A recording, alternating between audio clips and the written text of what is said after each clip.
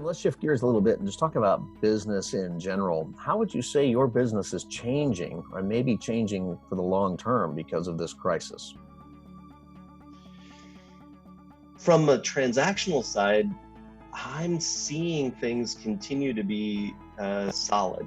Uh, I do think that people will start maybe making some decisions about whether they want to put off a sale or a purchase, but that's already been happening. The first part of this year, with that was something we were seeing primarily because inventory has been so low. So someone who says, hey, I want to go buy a bigger house, a smaller house, I want to move closer to the beach or whatever here in San Diego, they just weren't putting their homes on the market. They were saying, I'll just wait until inventory picks up.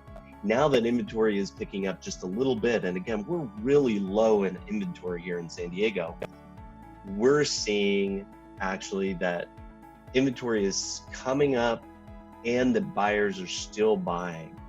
So what I think though is happening is you've got a number of real estate professionals who are crawling under rocks. I'm just going to say that. They're nervous about what's going on, and they're not doing the work that they need to be doing to be really encouraging their clients to continue to move forward on the things they were going to be doing prior to the coronavirus situation.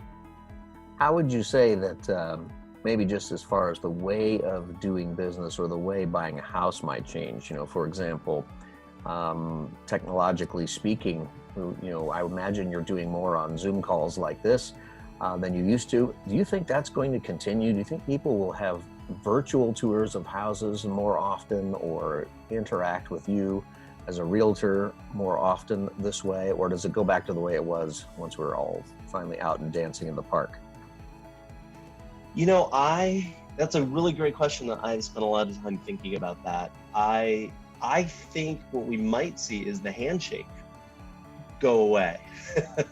But other than the handshake, I think the face-to-face will be back. I think we will, when we need to, I think we'll rely on Zoom because we know that platform now.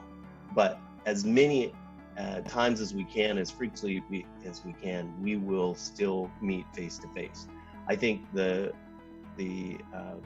virtual tour has picked up. That has become a more common thing, but people are still saying, and this is true of all generations that I'm talking to, they're all still saying they want to see that house in person, and they're willing to take the risk of getting ill in order to see that house in person. Maybe they just want to go inside the house to steal the toilet paper that might be left there by the owner. No, I wondered about that. It's funny you mentioned, I've actually told my clients, take out all the toilet paper and all the paper towels and even turn the water off, because you don't want somebody using your facilities while they're seeing your house. You just want them walking through, not touching a thing.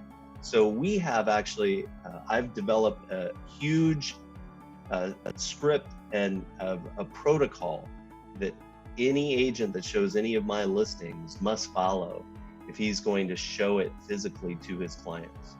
And I run through that protocol, and I tell my clients, turn the water off and take out the toilet paper. We're not letting anybody use the facilities while they're at your house.